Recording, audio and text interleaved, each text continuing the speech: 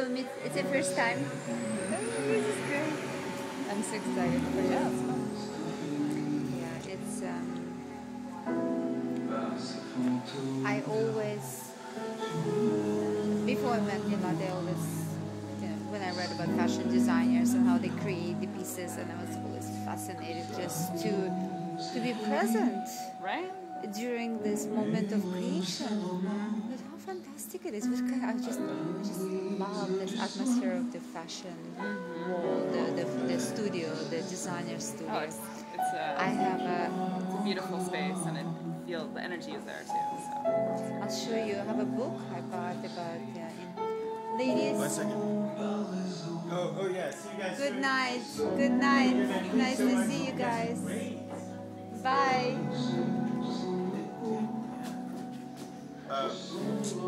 If you get hot, let me know if you get hot, okay? Okay. Oh, warm, yeah. Yeah. She'll tell you when she gets hot. Yeah. No. Tell me before you get hot. Really? Okay. Yeah. Probably getting there already. You know what? I can open the window if you like. I opened the window already. You have already? Yeah. You can open another window. It's been really warm today. But just, it's okay. It's okay. It's okay. No, I Really, it's fine. Making sure all is off.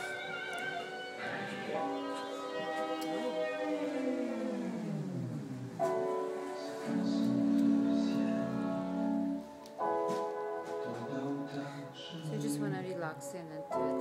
Yeah, standing very relaxing. Disappear from the moment.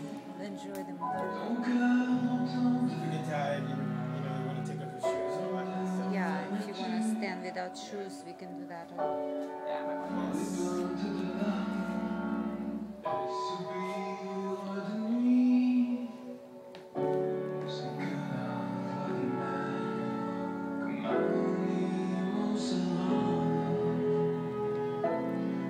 I told you that we document everything because each piece is the only one.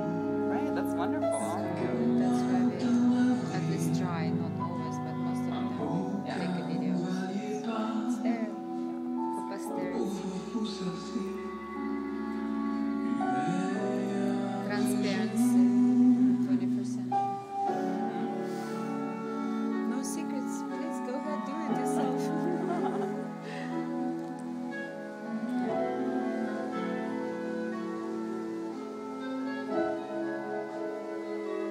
It's just the hard work, no secrets. Exactly. Try to do it. Wear his shoes. Yeah. Right. People think fashion design. Oh, can't I can be imagine. fashion designer, and I can be fashion designer, and I can be fashion. Yeah, it's funny. Every girl in Russia who got money Yeah. from her father oil or any boyfriend oil got into fashion business and made her own label.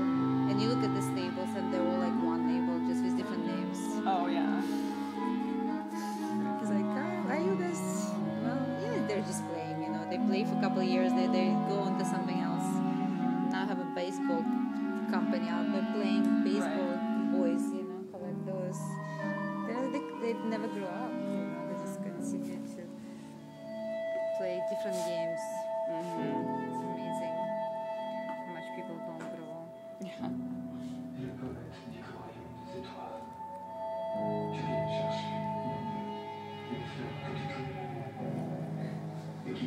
You can see that at Burning Man. People go crazy there. Yeah. Just become who they are completely. Have you been at Burning Man? Oh my God, it's a place where everyone is what they are completely. They come there just to do that. Yeah. For a week, yeah. But with great respect that's for what you each mean. other. And where is it? It's in Nevada. It's, Oh, okay. it's That's a what you mean, like executives from all over the world Yeah. show up, like cross-dressing and like wearing women's underwear, wearing all kinds, wearing high heels. Yeah. They come and do their whole crazy. Yeah, It's and people who are in a high positions, like in marketing and American Express, they don't get a chance to do stuff like that. they Right. all go. They all go and they go. Wow. It's 40 Okay, now. that It's wasn't like my food. yeah. Take it off. Yeah. Yeah, it's incredible, it's how, and it's now grew to be about 60,000 people. Yeah. And it's 1 week of continuous everything. Wow. Music and Like 24/7. performance. Yeah. In the desert, where the desert is sucking moisture out of you too. Yeah. So you're sort of kind of fighting the desert. Yeah. Your body's like asking you for water all the time. It's in a beautiful desert though, so it's used to be bottom of the lake, and it's the flattest area of North America, and so it's like white, very fine sand. When you look under the sun, it looks like Indian silver work, very, very delicate Indian silver work. The sand looks like that. It's incredible. And the mountains around, and the sunsets and sunrises, and it's just, I have never been in a desert, like desert. I've been in Cairo in desert, but it was, it looked like a picture from a postcard. Oh yeah. Just the pyramids. Yeah. It looks so much like a postcard that I could not even, I think, understand the immensity of the place that I was, because it's just really like this, the guys sitting in their old black cloth wrapped old men, as if they were sitting there 1,000 years. They still sit there, Yeah, it's just, and around it's all the area, and unfortunately of the city around is not, it's very poor and trashy. So strange, like this. The center of the earth, you can say the tourist zone attraction, right? And around you have slums. I was shocked. I was like, pyramids, right? Pyramids, Egypt. Oh my God, I'm there. So we go in there. We're going through the slums. I said, where are the pyramids? Oh, you're talking about in Cairo? In Cairo. No, I went there when I was 14. Remember? Yeah. Oh, you go. I was like, where's the pyramids? Oh.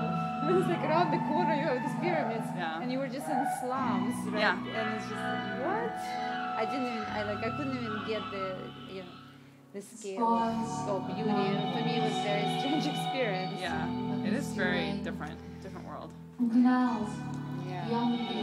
But I have a friend who's from Egypt, and he's an architect. So he was saying to me, he was showing me on a plan on Cairo. There's a huge center area of Cairo where the pyramids are, where it's all UNESCO protected. I mean, he was working on a project with the school where they would relocate everybody and make it a tourist attraction area. That would increase tourism, and Egypt needs it so much. And I agree with him, because it's not well suited for tourism. Right. I went there and I told everyone, don't go there. It's too dirty. I couldn't breathe. I had to wear a scarf constantly over my face. The building is covered with the black. It's just horrible, But I'm glad they're taking over finally, because the country just went down the hill. It's like a huge, beautiful country in such a disaster state of affairs as a city. So I was there in 1999. It's just very bad. And it was just when the tourists were, I think, killed. German tourists were killed in Cairo. So it was not a good place to go. Wow. Yeah. I remember Athens being kind of like that dirty. Like you think about the Acropolis and Greece and how it's so amazing, but the city of Athens is dirty and like not beautiful. No. Of course they create this little touristy area, right around the base of the Acropolis area and outdoor restaurants. But when you have, McDonald's next door, it's just hard to kind of get into the whole mood of the old. So true. It's all about everything. You can't just separate something, right? It has to be. It's like going to Italian restaurant in Italy and having fluorescent lighting. Right. Forget about romantic atmosphere. Forget about it. It's impossible. Yeah. It has to be created. It's everything. So true. How much of authentic experience is with me always happen where everything was perfect. Like most authentic experience for me was staying in Kyoto, in ryokan, right in the center of, it was one of the oldest ryokans. I did my research for a year. Like I was looking through every ryokan and every book. So I thought if I'm staying in the ryokan, I want to stay in the best one. Right. So I found the best one, and it was the best one. Wow. It's right in the very, very center. Like it's, I think it's, I'm trying to remember how it's called. It's called pear. There's sake something, pear tree, and it was made from pear tree. The flooring was made from the pear tree, and it smelled like pear. Oh my gosh.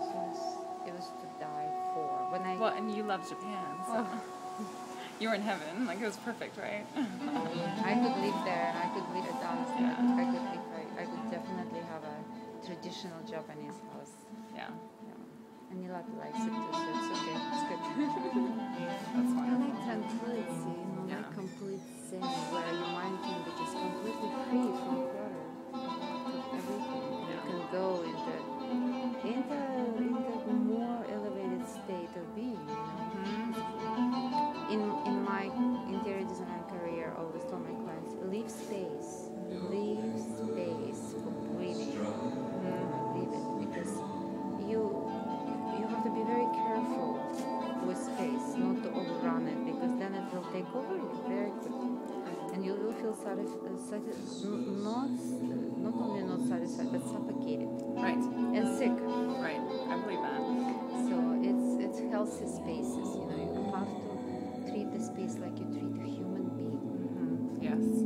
You know, it's interesting you say that because my father is a very good watercolor painter, and he says the same thing. He goes, what most artists don't realize is how important it is to leave white.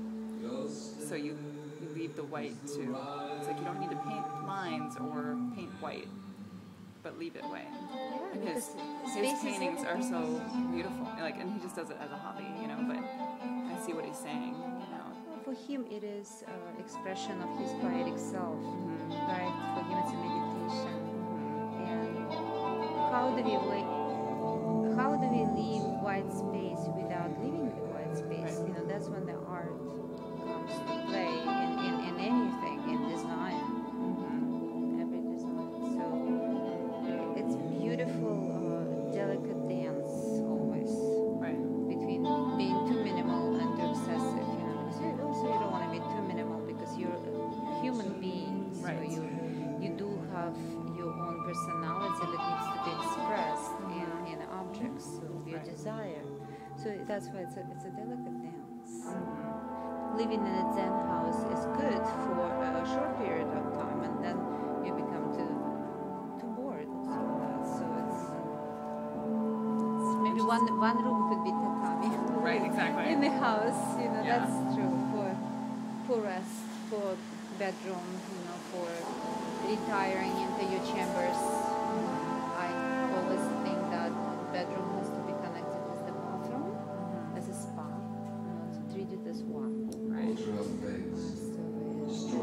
that's the place where you're quiet.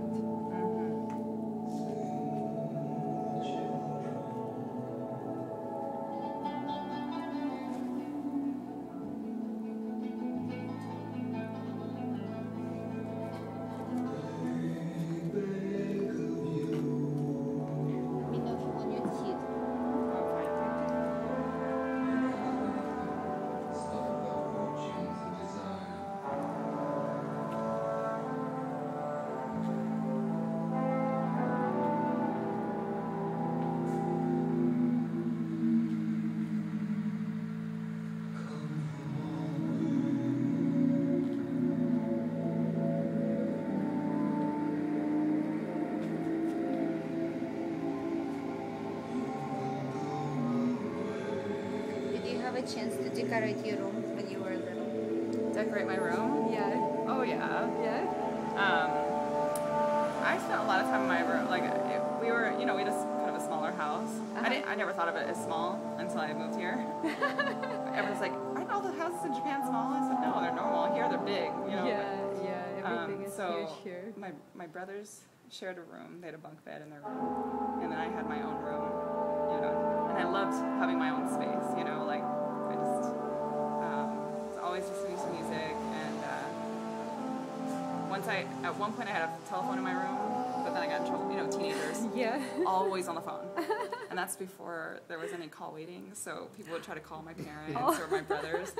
And like, your phone's always busy. And I got in so much trouble. Like, Amy, my father, Amy, you know, he's got a little accent. Telephone is for communication, not conversation. Like, basically, say what you need to say and then get off the phone. You know, let other people. And I'm like, okay, you know, but I just felt the need to talk to people all the time. Which is still the same. I discovered that I have the gift of gab, you know. So, it's just so funny. And, that's great. That was funny. But, yeah, and then... so you really appreciated having your own room? I did. Even though I'm someone who likes to be around people. Yeah. Of course, I had two older brothers. So it was like, sometimes that was good, sometimes that was not good. You know, sometimes they were annoying. So, it was fun. But... it was a small space, and I had a lot of stuff in there. And I think at some point I decided to get rid of, you know, some stuff and make use of the space better. And now I very much, like, I'm not a minimalist, but I don't like clutter. I just, no. I know. I'm the same. And the common area, like, I will say one thing my parents were really good about training us as kids was never leave your stuff. Like, if you come home from school and you drop your bag and your coat and your shoes right in the front and leave it there. My dad would always say, Amy, he goes, take it to your room. He goes, what if everybody left everything in the common area? I was like, huh. So he had to repeat it over and over again. Finally, I was like, okay. So it's my habit now when I get home to put stuff, you know, like in my home office or in my bedroom and leave the common area clean. And I like that because then it's not cluttered, you know. It's wonderful. Yeah. It's the right way to go. Right. And I won't... like recently, a friend of ours was saying he wanted to get rid of this piece of furniture, and it kind of goes in the corner. It's a cabinet. It's beautiful. And I thought, oh, that's kind of nice, but if we don't need it, and it just takes some space, and you're just going to fill it, why take it, right? I'd rather have the space. So I said, no, you don't need it. No, I don't like clutter, and I don't like feeling suffocated. How large is your space now? It's not very big. We have a townhouse right now. So we were living in a house up in Shoreline, and that was a somewhat larger space. It was like 2,700 square feet. But we wanted to make our way back to the east side, so we rented it out. So we have a great tenant, and we're renting a townhouse for a couple of years just until we figure out what we want to do with the house. We want to hang on to it. Do we ever want to move back? I don't know. Depending on life. So we're renting an adorable townhome that's in Kirkland, and it's walking distance to the beach, and it's lovely. It's nothing fancy, but it's so home-like, you know, just it's cozy. It's about 1,200 square feet. That's nice. Yeah, so it's just two bedrooms upstairs, 1.5 bath, and master bedroom is large. It's got kind of a vaulted ceiling and these big windows, and very private, you know. Wonderful. So, wonderful. It has a good energy. But you know, when you move to a new place, you want different furniture, which we didn't do. But I'm like, is it worth, you know? But no, it's fine how it is. Just the layout is different, so I'm like, oh, it'd be fun to do everything new. But well, you know, if you ever decide, I can help you definitely. You know, and maybe even direct you, you know, where to go and where to live, you know. Because right now, the one thing I don't like is it's kind of the space is fine. It's just we have a couch and a love seat, and then a chair, and so it kind of cuts the room. Like it almost needs just a couch with like a, you know, what is it called when a chaise kind of a situation. The chaise, So versus having, you know, couch here, chair here. It just feels too boxy. But we tried it in many different ways with what we have, and we don't want to get rid of anything because we do like the amount of seating. So, but yeah, at some point I may. There are ways to visually break it, you know, with the covers. That's true. And I don't know if you have plants, but the plants take on some of the energy of the larger pieces, and they balance very well. Yeah. So other things you want to look at is the reflective surfaces. You want to have enough of those. That's a good idea. Because usually you don't have it. So, you know, things like this. It's all about having a good balance of things. Right. So, you know, it takes just a night to say, oh, okay, you're missing this. Okay, let's And get that. it might be little changes. Little right? changes. So it's not like. It's, you know what it is. overdoing it. If you have a sick patient, you have to do surgery. If you just have a patient who just needs a little facelift, well, you do facelift. Right. Just depending on what it is. Right. But what I hear from what you're saying, it just needs a little facelift. Yeah. Basically, I that's feel like it's just kind of blocky right now. So there's not. Yeah, it's just. It's not clutter. That's good, but it's just. I don't. You wanna give it maybe something more. Again, something that will take off from the heaviness, right? The visual elements. Yeah, it's fun. It's fun. But I do love it. It's like it has a good feel to it. So good. It's very like when I've had family or friends come, just come visit. It just feels very home-like, but in a good way. So it's a nice place to go at the end of the day. Yeah. And then I have a dog and a cat, so that's always fun. My dog is. They keep you busy. Dog is she's just a happy creature, She's a mostly black lab, part German Shepherd. So she's got these big floppy ears. She's only 3.5, so she's got all this energy. She just runs right in, just like she's all paws and ears and floppy and so cute. She keeps cute. you. Yeah, we adopted her when she was about 8 months, and she's just Fun, eh? Her name's Bella. Bella. Her name was already Bella when we adopted her, and she looked like a Bella. I guess it's a popular dog name now, but. Is it really? Interesting. Bella is beautiful.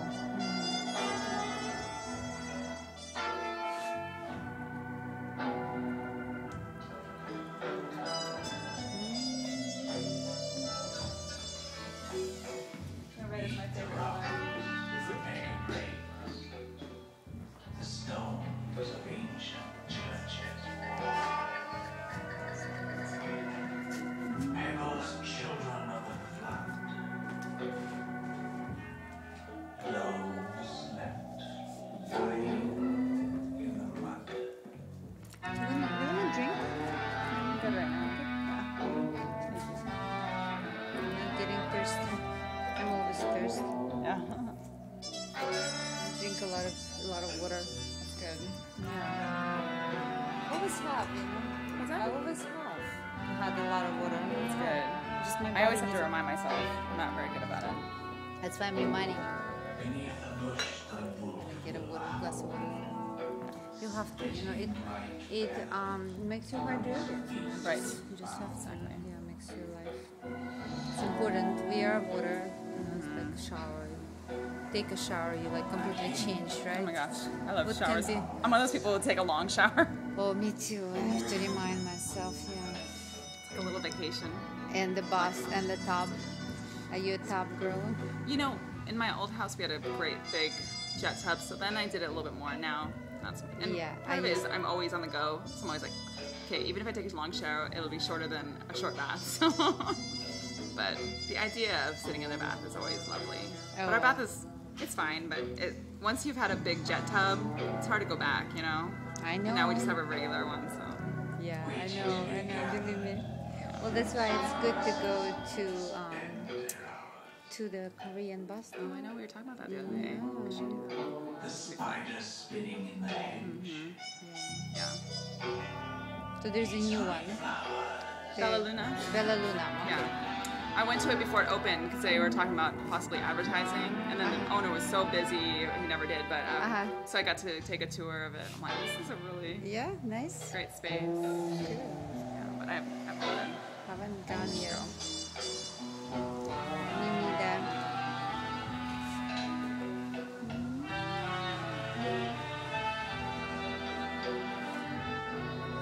So you never went to school here, right? You went through Japanese school system? I went to college here. College here. So, but I went to an American school in Japan because my I mother was a teacher on the base, military base. Yeah. So most of the kids at my school had a parent in the military. Well, for me, it was my mom was a teacher. Oh, the breeze is here. Beautiful. Yeah, and so I went to an American school, and then I came here for college. I went to University of Washington. It's interesting. So They both were raised on the base. Yeah, well, it's interesting because there was the bigger base where I was in junior high and high school, but I was in Yokohama, and so it was a little bit different because we were in a house that we owned, but it was considered military land, but across the street was off base. So I felt like I kind of had that in-between experience, you know, like we lived really close to a beautiful city park, and we were walking distance to the train station, because, you know, and bus station, because everyone takes mass transit in Japan, so the location was perfect for going anywhere in Yokohama or taking the train to Tokyo. I loved it, but from junior high through my senior year of high school, I had to commute on a school bus, and so that was very early morning, every morning for 6 years, from 7th grade to my senior year. Yeah. So I had to catch a bus at, I think, 5:50 every morning. Too early. Never. I used to like take a shower in the morning, and I wouldn't even dry my hair. I would just get on the bus, let my hair dry, and my friends and I would all bring hairspray on the bus and like makeup. So we'd do everything on the bus.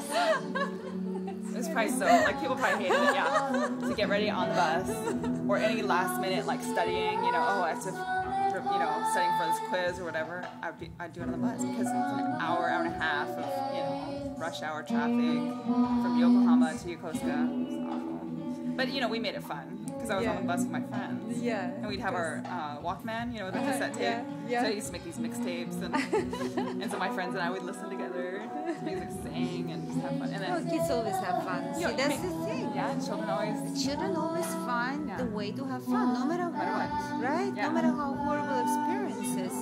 Now that's what we need to learn from children. Absolutely. Be resilient and believe that everything will be good. You're living in the moment too. Children, but think about it.